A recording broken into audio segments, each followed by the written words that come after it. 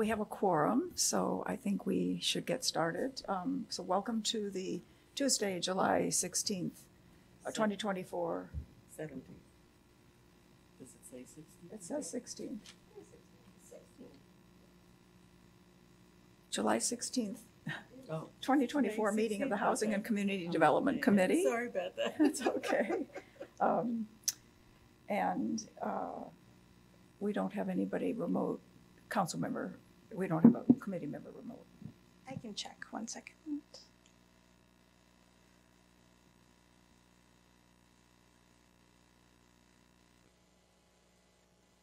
Okay. So if not, I believe I can just declare a quorum present. Yes. And we can begin.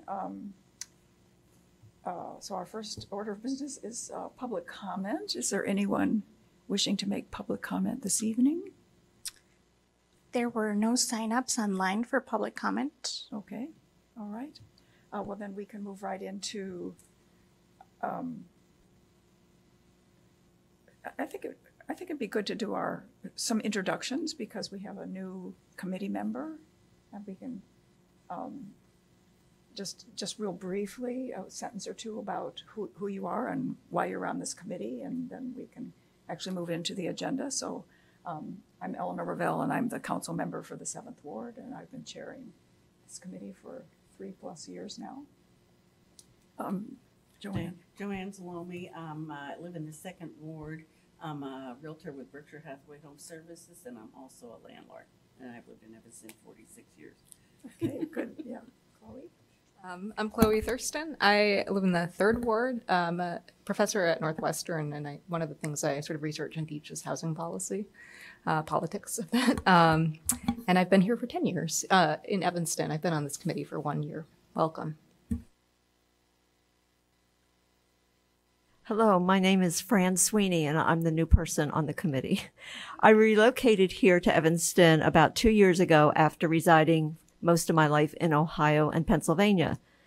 As a legal aid attorney in Ohio, I gained an understanding of the challenges my clients experienced in finding affordable, decent housing.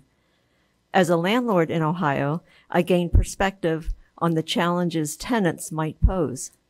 And now, as a tenant here in Evanston, I'm learning about tenants. Mostly, I love living in Evanston and look forward to working with all of you. Having said that, I view my first role as one of listening and learning. Thank you. Welcome, Fran. Thanks, Fran. Juan Hedekadis, I'm the council person for the 9th Ward, and when I started on council, I was given the very good advice to focus on things I care the most about and choose those committees, and housing and finding ways to keep Evanstonians in Evanston and also foster growth and movement into Evanston is something that's important to me. So that's why I'm here. So good to have you. Great. Okay, thanks everyone. So then our first order of business is approval of the meeting minutes of our June 18th meeting. If someone would make a motion, please. I move to approve the minutes of the June 18th, 2024 meeting. I'll second. Okay. Comments or questions? All in favor, please say aye. Aye. Aye. Opposed, no. Okay, we have our meeting minutes approved. And now, Anna, we're turning it over to you for the training? I'll be providing a training and new member orientation of boards, commissions, and committees. I will go ahead and share my screen for all watching online.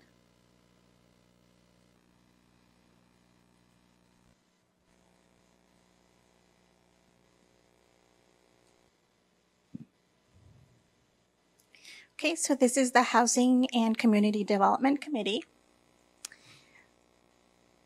These are our committee members: Hugo Rodriguez, Fran Sweeney, Chloe Thurston, Joanne Zalomi, Council Member and Chair Ravel, Council Member Hedekadis, Council Member Burns, and Council Member Reed. We currently have 1 vacancy on the board, on the committee.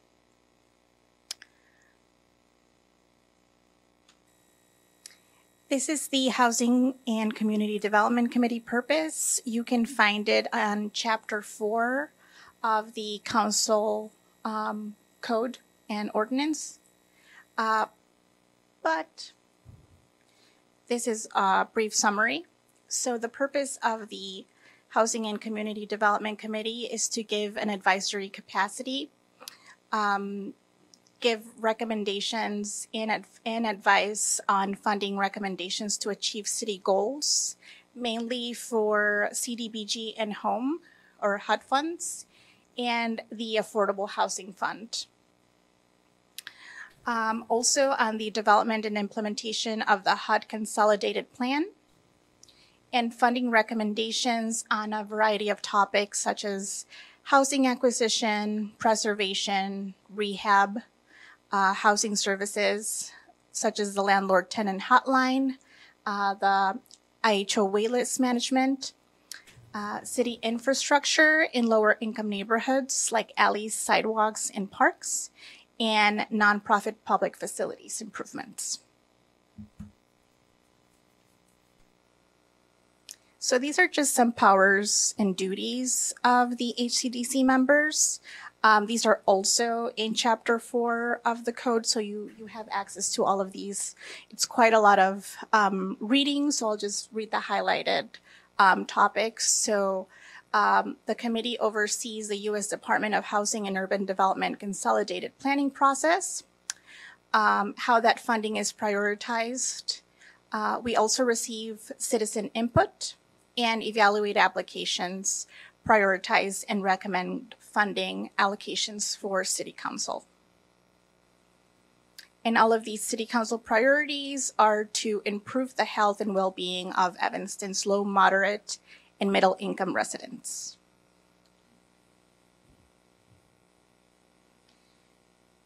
The committee also monitors the progress of impact projects within the city, and also the effectiveness of city ordinances and policies at achieving City Council goals. We also coordinate housing-related expenditures related to CDBG, home, and the Affordable Housing Funds.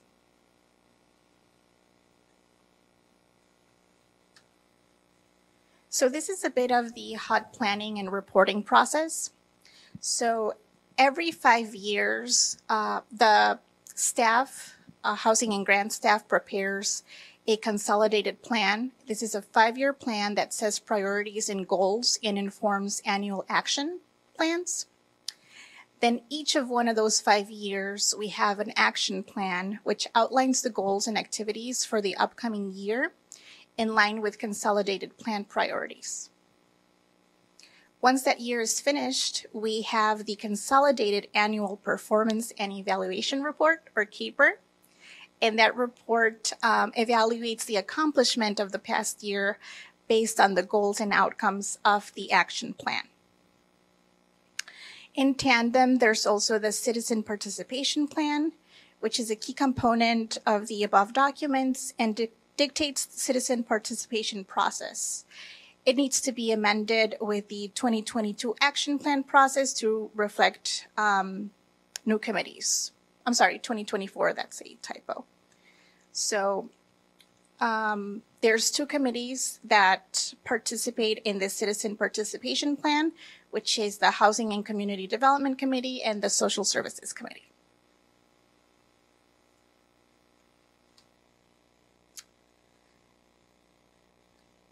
So the majority of, or all of the funding for the projects that come to this committee come from either CDBG, Home, the Affordable Housing Fund, and currently the Home ARP, or Home American Rescue Plan Act, and the CDBG CV, or Coronavirus CDBG.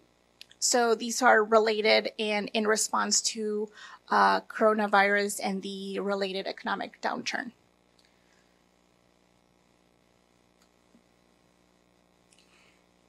And this is just a brief overview of CDBG.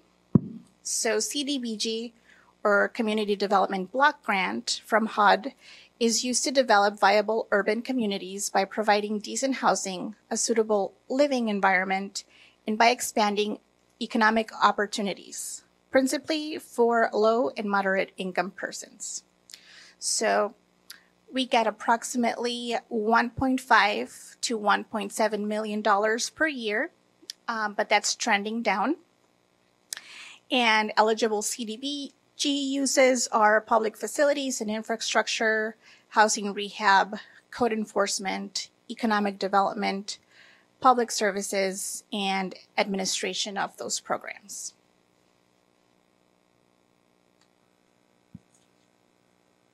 Some key points to remember about CDBG is that they must benefit primarily low moderate income persons or at or below the 80% area median income, which is $62,800 for a household of one and $89,680 for a household of four.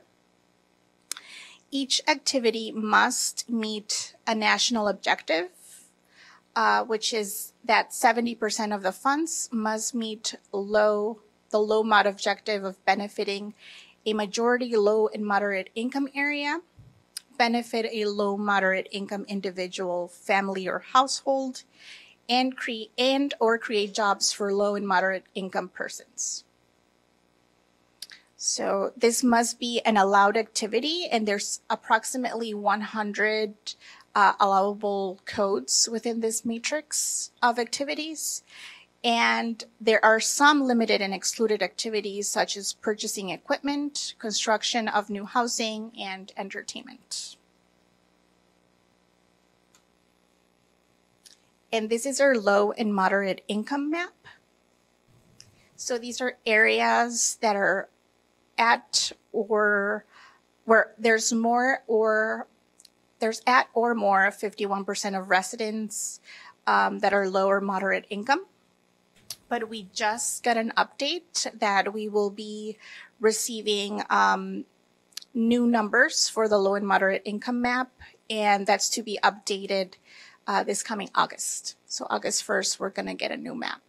So that will be on the agenda for the next meeting.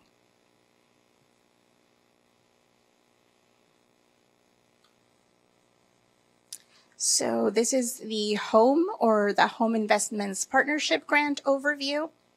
So HOME provides grants to create affordable housing for low-income households, the majority of which have to be at or below 60% AMI. And there are two main projects that are funded through this grant. One is TBRA, or the Tenant-Based Rental Assistance Program. And the other is new affordable housing projects, which can be acquisition or rehab or construction. We get approximately $300,000 per year, and again, this is trending down. So where are we now in the HCDC? So last year, this is the last year of the 2020-2024 consolidated plan. So as you have heard in past meetings, there are a lot of planning going on, a lot of plans going on in the community development department right now.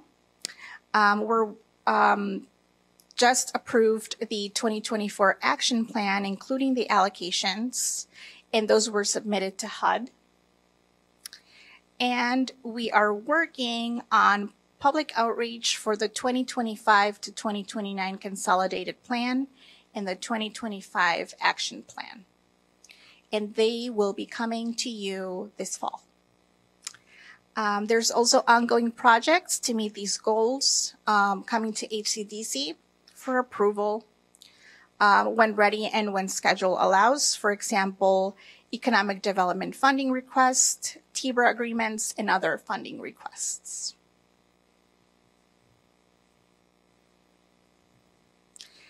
Any questions so far?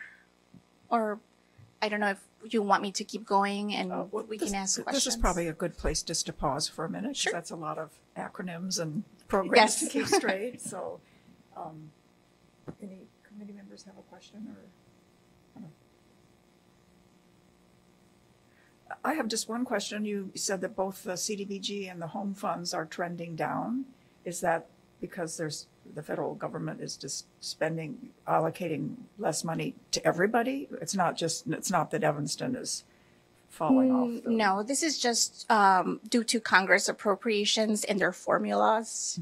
And it's the case across the board for everyone who gets home and CDBG. So it's not just us. Not just us. Okay, great. I do have a question as well. Is the fact that this is an election year, does that kind of drive the dynamics of what you're requesting or what we're going to get? I just feel like there are a lot of unknowns. I can answer that question, Anna. Sure. The election year doesn't necessarily drive anything. We don't request funds. Funds are allocated to us. The Congress sets the budget for those programs. That's part of the appropriation process. And then there's formula based on the population in each entitlement cities, including Evanston. And that's what's setting how much money we get. So we're not requesting any funding, or we don't have any more ask of the committee because it's an election year. What I can say though is that because it's an election year and there's potential change in the administration, there's maybe more regulation changes or any updates to the program that are being made on a little shorter schedule than usual. To make sure everything is set and ready before the next administration comes in. So that does create some additional changes or updates all at once. Honestly. Thank you.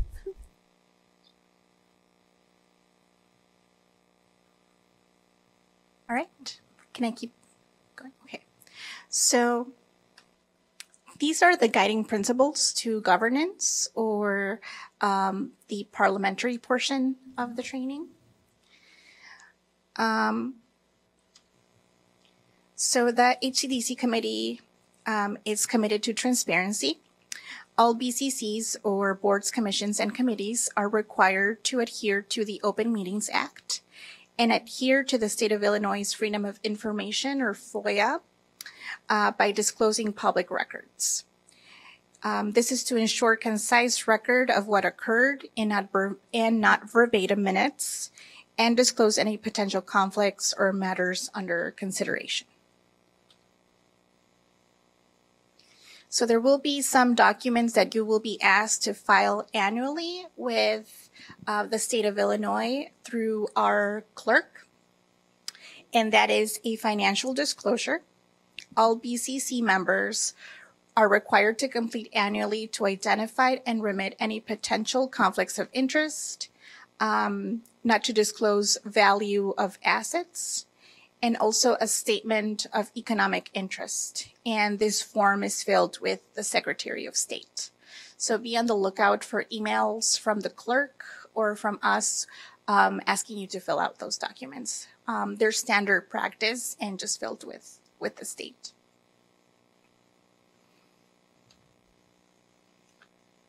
All BCCs also follow Evanston's Code of Ethics, and the main topics concerned impartiality, unauthorized use of public property, and conflicts of interest.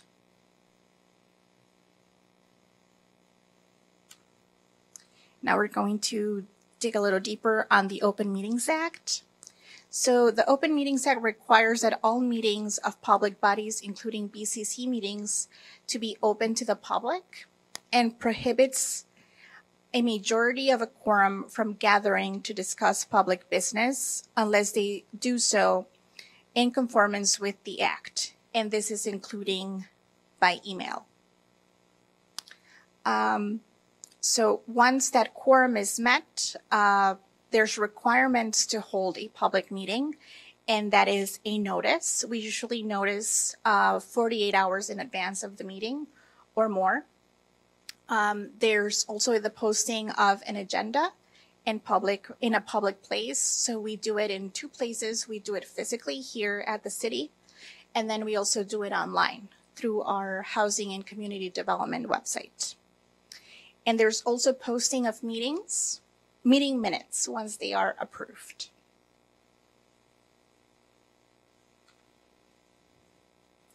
So the meeting schedule is provided at the beginning of the year. This is also in compliance with the Open Meetings Act.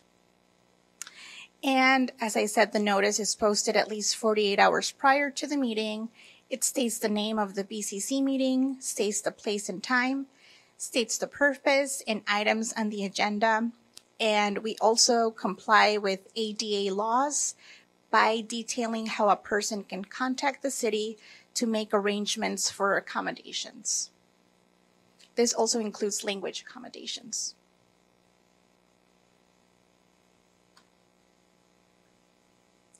So meetings must be held in a public place where the public can conveniently attend. They must be accessible to persons with disabilities. The room must be identified and easy for public access, and no one should ever be turned away from or told to leave a public meeting except under the most extraordinary circumstances.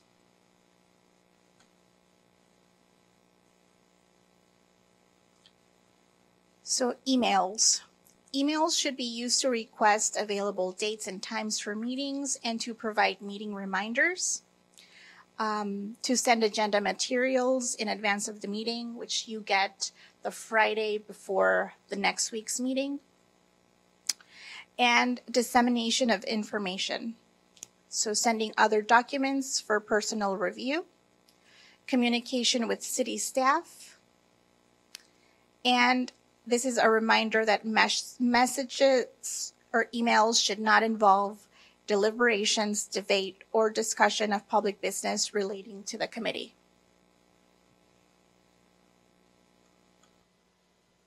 Any questions? Yeah, what's a majority of a quorum? Is that a quorum or is that like half of a quorum? So the majority of the quorum would be at least 3 people. Okay, Yeah. thanks.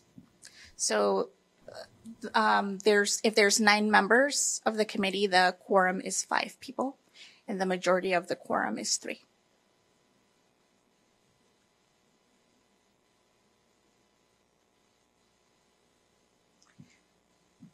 Okay, so moving on to roles and responsibilities.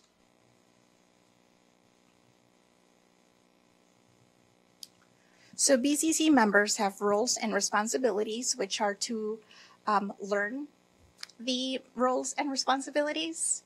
You have to attend the meetings, prepare for each meeting by reviewing the packet, participating actively, and observing meeting decorum.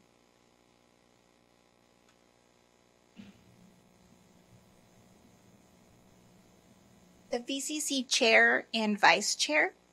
So the chair is appointed by the mayor, and the vice chair is appointed by the HCDC on an annual basis. The chair also works with city staff to set agendas. They conduct the meeting following parliamentary or city rules procedures. They guide interactions with the public. They establish committees or subcommittees or working groups. And they are considerate and welcoming to the public in attendance.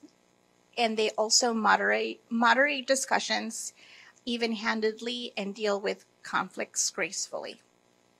They also support the work of city staff and city council.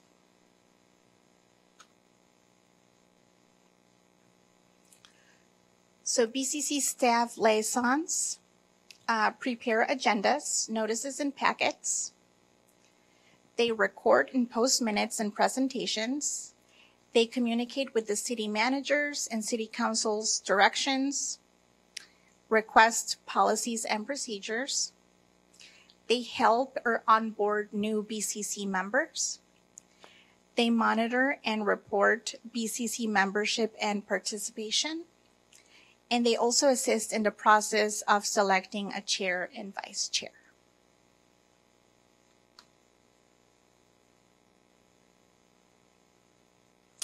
So rules of procedure. So the Housing and Community Development Committee follows the city code and state law. So we have to follow parliamentary rules stated in the HCDC rules, also in Chapter 4.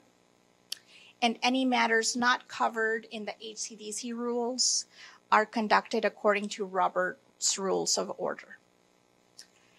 Special rules or procedures adopted by the BCC as authorized by the City Council, by ordinances, or by resolutions.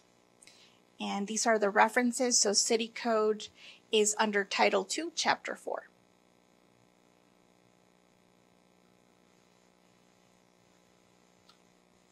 So this is the quorum. The HCDC has 9 members. So quorum means that 5 members must be in person, and virtual presence cannot count towards quorum. Remote participation, there's supposed to be explicit reasons why someone should be attending HCDC meetings virtually. If you are a committee member, it could be because of personal illness or disability, employment purposes, the business of the public body, or a family or other emergency, and those must be communicated to the chair.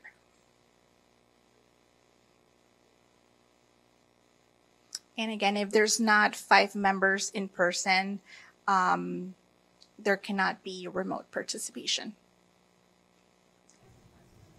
Is that due to Illinois law? Okay, I was just curious. And I know, excuse me, unexpected childcare responsibilities is a new one they added, and I don't know if that's what the last one speaks to, maybe. But the way it was described to me, it literally said like unexpected childcare responsibilities. So I don't know if that's like what's in the statute, and then this is just like if we were being more general. Yeah, like family emergencies and things like that. And I have another question about that. If there are 4 people present and the 5th person is participating remotely for one of those 4 reasons, is that a quorum then? No, that's not a quorum. That's what I thought. Yeah. Business can be discussed then, but there could not be a vote. Thank you. Basically need a quorum in person. Yes. Yeah. So this is the typical order of business of an HCDC agenda.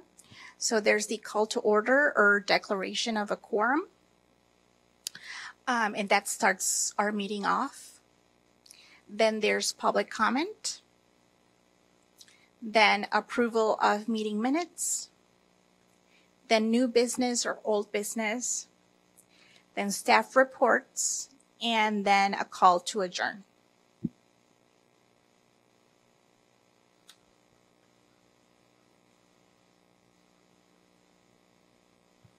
So this is the participation guiding principle. So every committee member has the right to participate in discussion and should be mindful of others before speaking a second time. And the chairperson will direct the other of participation to ensure equitable participation. So we would like everyone to speak once before they speak 2 times.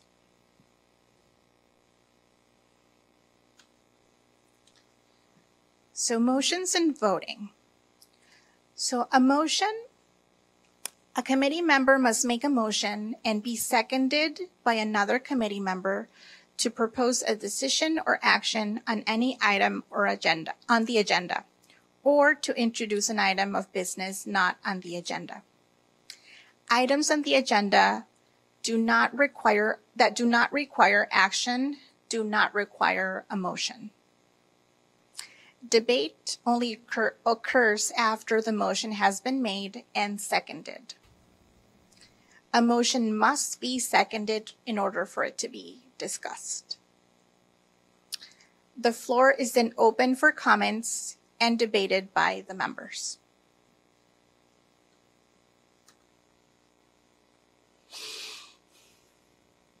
The chair recognizes each person prior to speaking and entertains comments from the public prior to debate by members. The city staff with knowledge of the subject matter may be asked for an opinion or to provide further information. And after said discussion and debate is concluded, the chair may make a final comment and then call for a vote.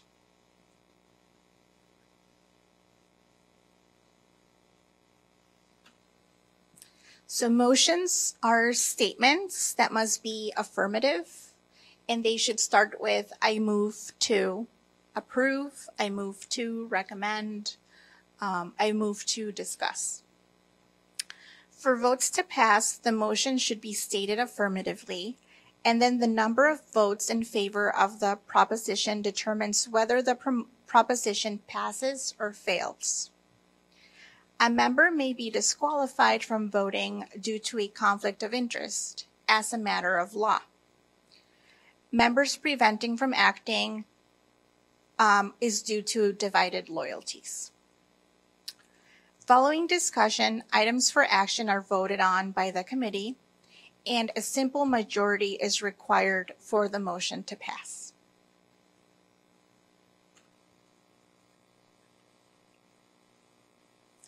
Members are also able to amend or table items in the agenda. So a member may propose to change or offer a substitute motion to a motion under consideration. This requires a second and a majority vote to decide whether the amendment is accepted, and then the vote is taken on the amended motion. A member may also move to table a discussion until some later time. A second is needed and a majority vote is required. The timing of when the item will be discussed again may be set for a date certain at the time of the motion, or be determined at a later time at the discretion of the chairperson, and staff liaisons can aid in looking for a meeting date for the tabled item.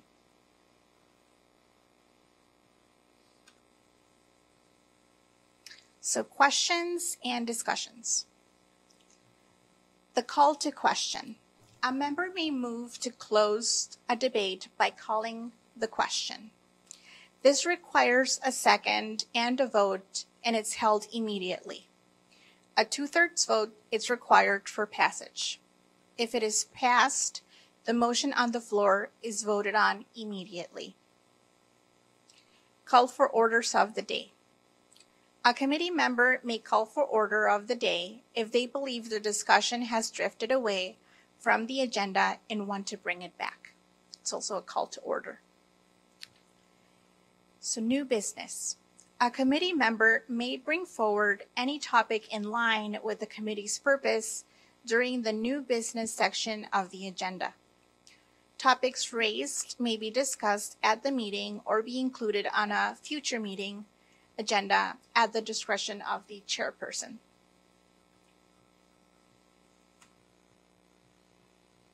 And that concludes our BCC training and new member orientation.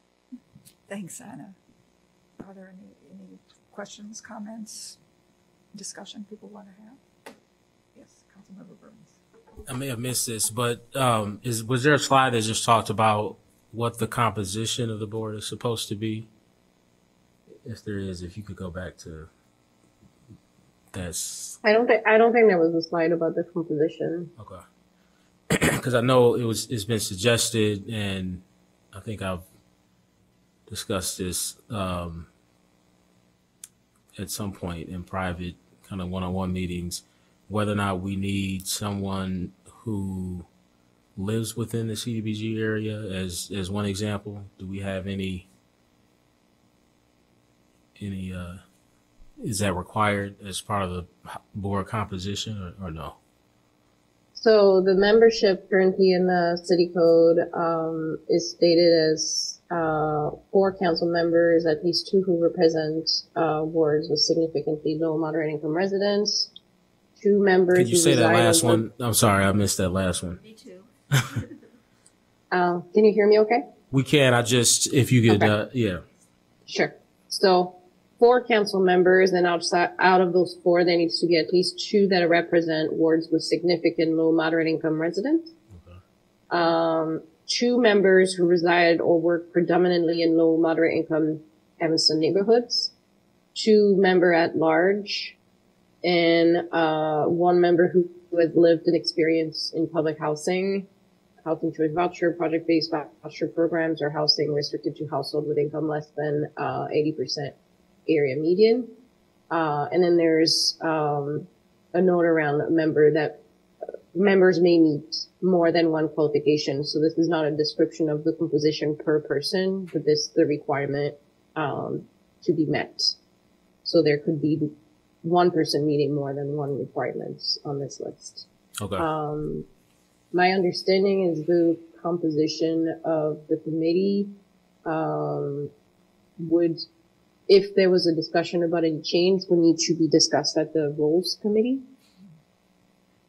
Yeah, yes, I did. I made a referral that we discussed that at the Rules Committee, what the makeup of the committee should be.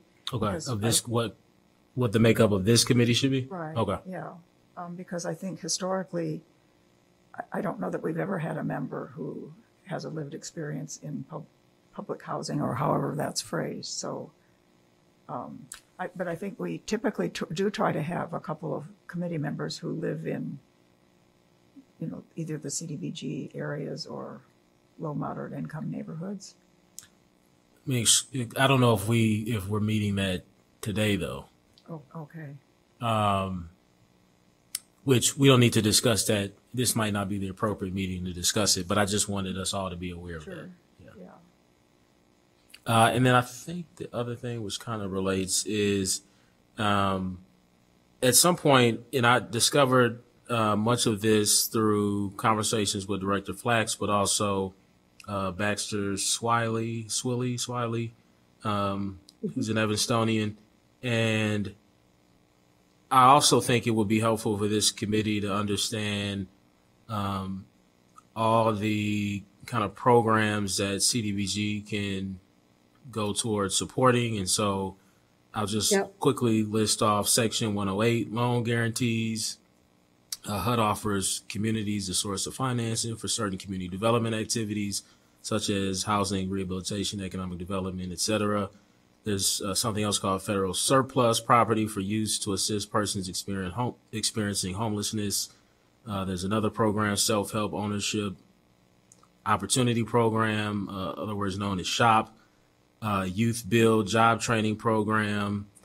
Something else called ROSS for short, stands for Resident Opportunity and Self-Sufficiency. So I won't go over everything because I'd love for us to also receive an education about all the ways that CDBG funds can be used at some point in the near future. I think it'll help us then have a conversation about our strategic housing plan, which we're going to start that process soon. And that's all, Chair. Thank you.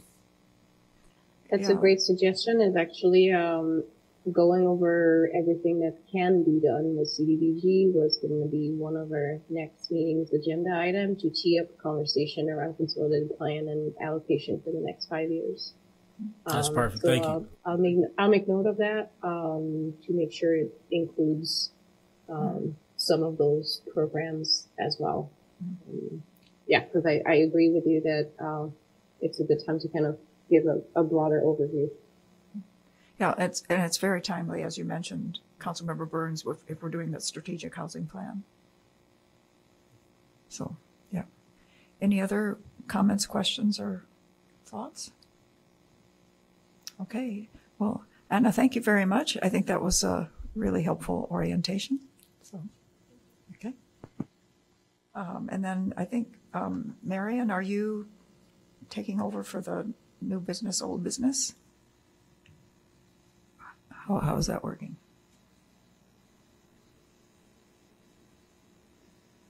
Should we have a motion to get us started? A motion to recommend the allocation of $75,000 of CDBG Economic Development funds to the Small Business Recovery Program. Would someone like to make that motion? I will move approval. And a second? Second. Okay. And then I think now we need a little presentation from staff. Yeah, sorry, I was on mute. I hope you can all hear me okay. So I will be presenting the next item, which is the discussion of a potential allocation of CDBG funding in the amount of $75,000.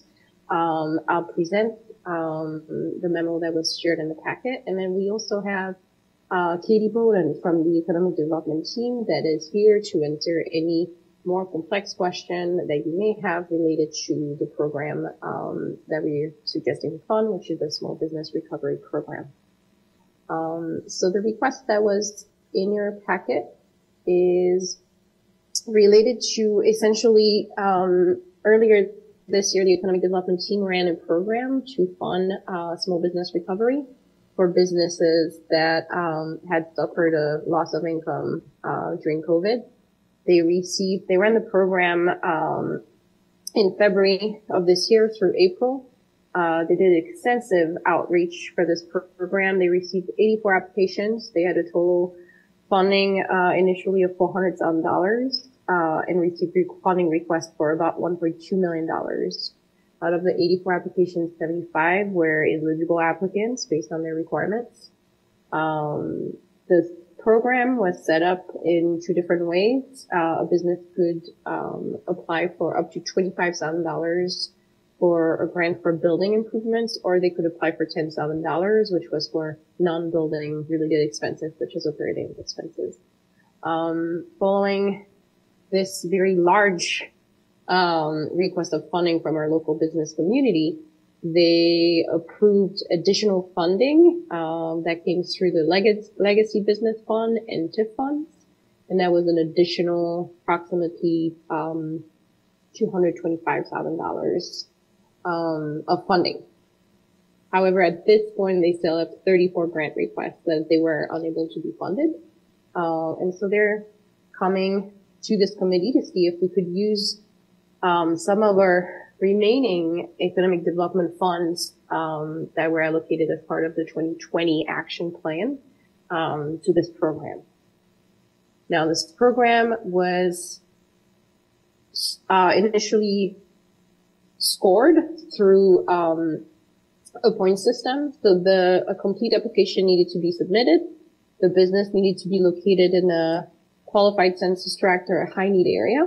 They needed to have suffered negative economic impact, and they could get points for being a woman or minority-owned business, and had not previously received money from the city, at least anything over $5,000 within the last 5 years.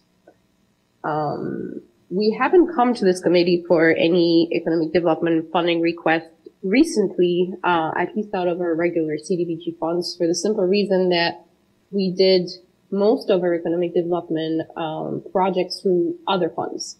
So if you may remember, we had some CDBG CV funding. We had two rounds of business grants that were funded through CDBG CV, and then there was some efforts through ARPA funding as well.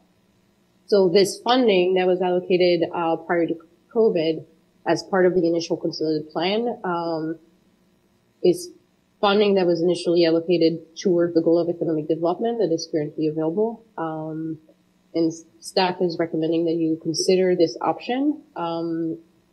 We would layer on top of the requirement for this initial program, we would layer CDBG funding requirements, of course, because the CDBG funds have to be going towards businesses that qualify under CDBG funding guidelines. So that means that out of the remaining applications that are part of this program, that we're looking for funding, we would review, and consider who could be eligible. And the key eligibility requirement for, CDBG for this program would be that the owners themselves have to be low moderate income household. They have to be under 80% of area median income. And if there's multiple owners, all owners have to be under that level. And then the businesses have to be a micro enterprise. And that means there needs to be 5 or fewer sole employees. And that includes all the owners. So if there's one owner, there can be max of 4 employees. If there's 3 owners, there can be a max of 2 employees additional to that. We usually, as you may have heard in the past, don't consider construction projects or construction improvement for CDBG economic development. There's a very high cost to the requirement associated with construction on a small construction project with CDBG. So for this purpose, we're recommending to only consider applicants that did not include building improvements in their application, simply because if we were to fund those requests with CDBG, their cost would be so much higher to meet the requirements that they probably wouldn't see much of a benefit of getting that funding because it could double their cost potential.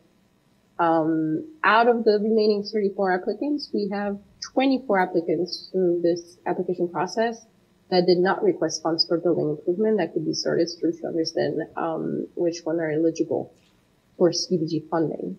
We project there would be approximately about 7 businesses, maybe a little more, 7 to 10, most likely closer to 7 businesses that could be funded with this source of funding. And that would not only allow us to meet the goals that we had set at the onset of the 2020-2024 consolidated plan, but it would also limit the administrative burden that we would be putting on small business owners. They've already applied for this program. They've done all the work to get their applications through. Adding funding to the program means that we wouldn't ask them to apply for another slightly different program through a whole different process and kind of start from scratch. Any questions or that you may have for myself or Katie? I have a question. Joanne first.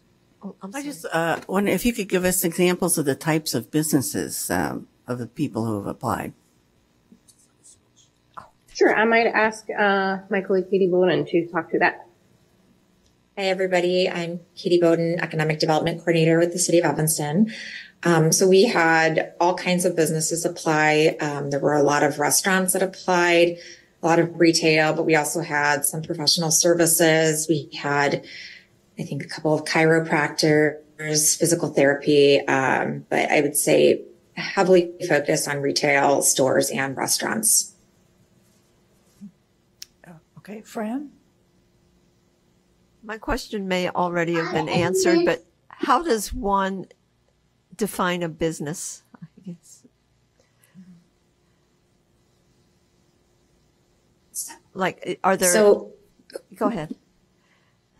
So for this particular program, these were for brick and mortar businesses that were licensed by the City of Evanston. So we do require that all businesses operating in Evanston have a business registration. So that was part of the requirements for the application process. Thank you. Councilmember Burns? I see in a small business recovery grant scoring rubric, one of the criteria was located in a qualified census tract. And so should I assume then that there's probably a good amount of applicants that fall within the CDBG area? So this wasn't a requirement. We couldn't make it, we couldn't exclude people who are not located in those areas from applying. So, but we wanted to make sure that they were prioritized. So most of the applicants, the ones with the higher scores were likely located in those areas because they got extra kind of points in the scoring for being located within a target area. But we think there's at least 7 that fall within a CDBG area. Additional ones, yes. And just to add to that, in this case, because this is micro enterprise assistance, the business isn't required by CDBG regulation to be located in a CDBG area, although that's a plus. Their household themselves has to be able to qualify for CDBG, which means the household, the ownership has to be low moderate income household, and that's how it gets qualified for this funding. So the owner of the property has to be low to moderate? The owner of the business has to be a low moderate household. And if there's more than one owner, they all have to be low moderate income. So they have to provide their personal tax return to be able to prove that they are low moderate income, essentially. Okay. We're not looking just at the business. We're looking at their own household. Okay. Because that's micro enterprise assistance. And then if you could just explain one more time, I think I caught it, but why your advising against funding requests for building improvements? Sure. So, because this is CDBG funding, it would require to meet Davis-Bacon requirement. Okay. And, that means fairly high wages, very specific companies, prevailing wages. And that's something that's usually very difficult to find for smaller projects. And once it's funded, it's also can be increasing the cost. So we could technically include it, but we know that, there's a very good chance that it wouldn't benefit the business because they would get funding from us, but then their project costs would go much higher. So they wouldn't see much of a benefit in getting this grant, essentially. Yep. So they may be requesting $25,000, but their cost may be going up to 40, and they would be very much reduced in who they can work with and how they report the work and things like that. So yeah, that may not be what they're hoping for, essentially. And then how are you going to arrive at the 7? Is it going to be just based on how they scored? You'll just go in order based on how well they scored? So it will be essentially, first we have to make sure that with whoever is remaining, the 24 applicants that are remaining, we have to determine which ones are eligible for CDBG funding. And then from there, yes, we can use, the scoring. Okay. That's all, Chair. Thank you. And so that's a staff will be making those decisions? Yes. Yes, okay. Any other comments, questions? Whoops. Yeah, there we go. Councilmember Harakawa. Yeah, I was pleasantly surprised to see this on the agenda. I thought it was an interesting way to use the CDBG funds.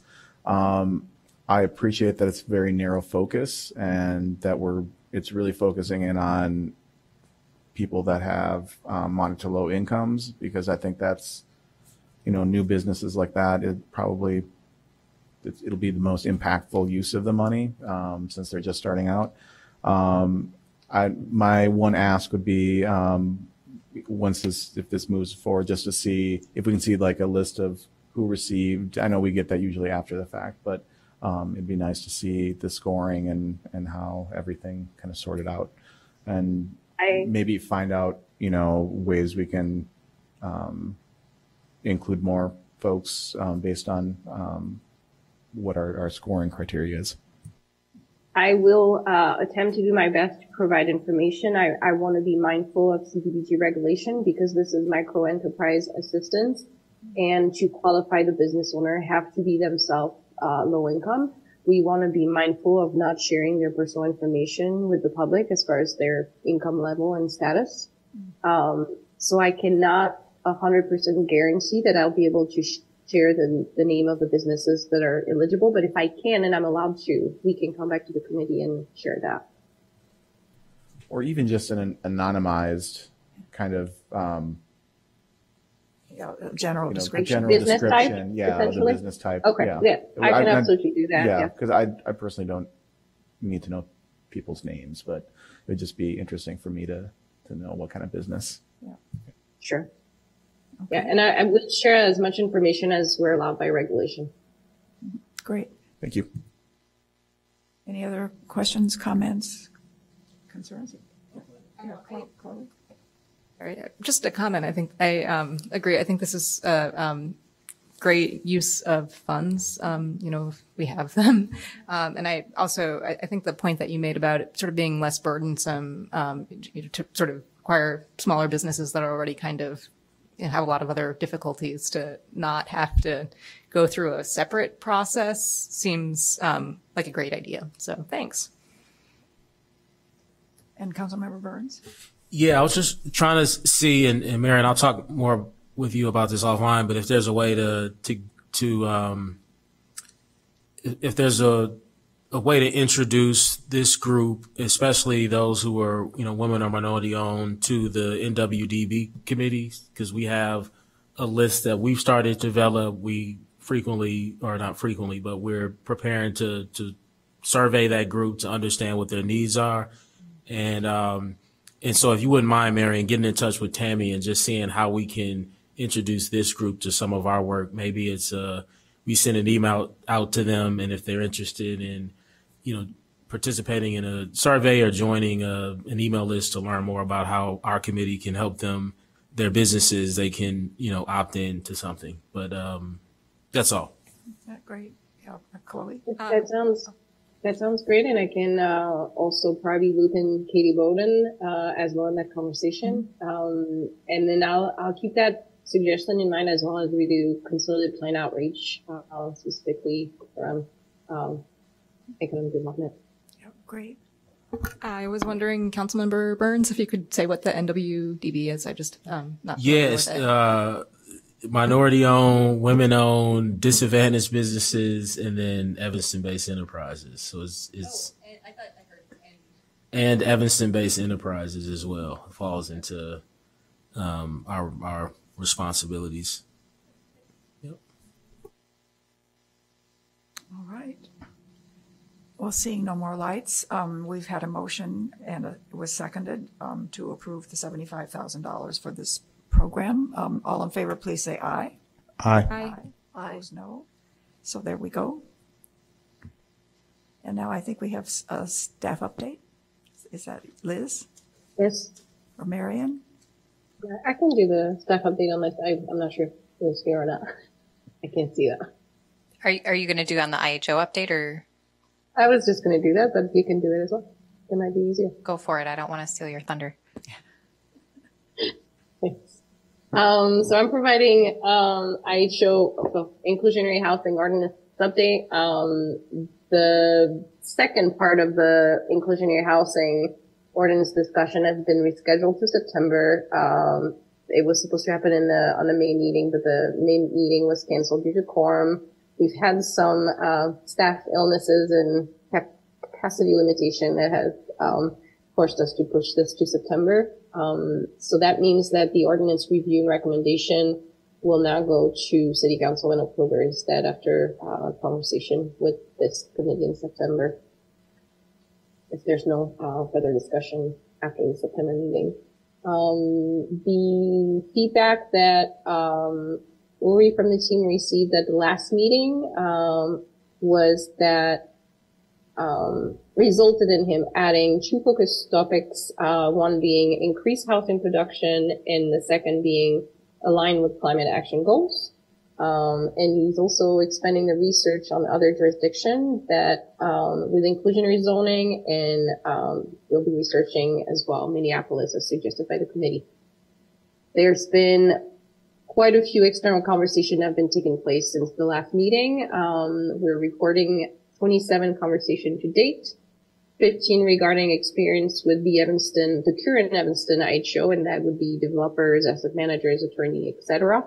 And then 12 conversation with people with inclusionary zoning expertise, either regional or national.